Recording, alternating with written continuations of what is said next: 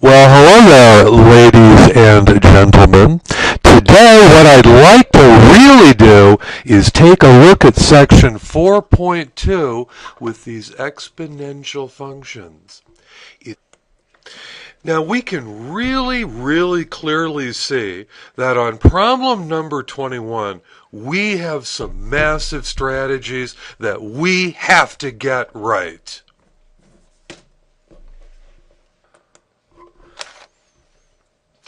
On number 49, I want you to really carefully pay attention to that stuff on the right-hand side of the equal sign. As we closely examine this, all right, Jerry, I'd like to take a look at this first example in section 4.2. And I want you to really carefully look at what's happening Evaluating exponential functions. That's okay. What we want to talk about. What I like about this problem is that it gives us this cute little picture to talk really about what's happening. Give the problem context. I like context. Boy, you know, that's a cute little wagon. I really like that.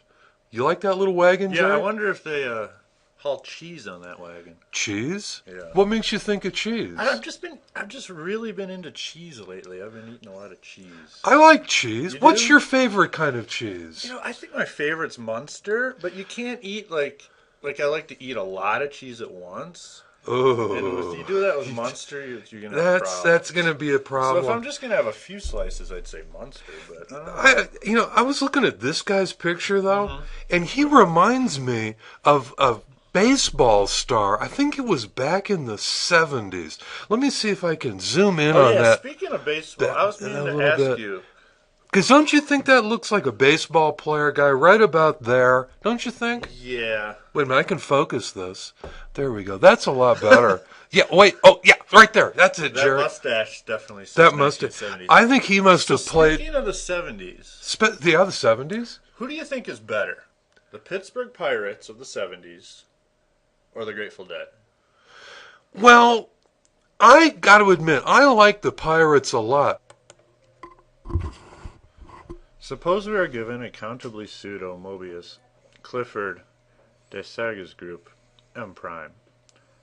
Definition 3.1.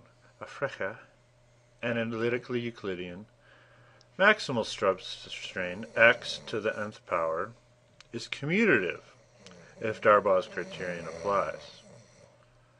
Let m of t epsilon, of course less than, no, they'd be arbitrary. We say Today, what I'd like to talk about is a very special substance that we use in everyday life, water. Now, the chemical formula for water is HO2. Yes? No, I'm pretty sure. No, I think you have that wrong. Well, Sorry, I don't mean to be rude or interrupt. I'm pretty sure water's H2O. Get away from me. H2O? Well, I'd heard it that when you had these things written down, you didn't say the number. That this H2, it was just H-O with ho, right there. Ho and H-O. Oh, what?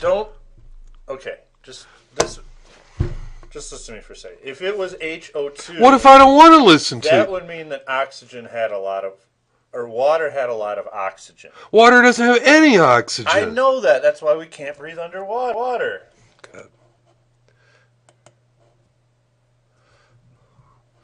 Okay, this is waste here. All right. So, Jerry, start your...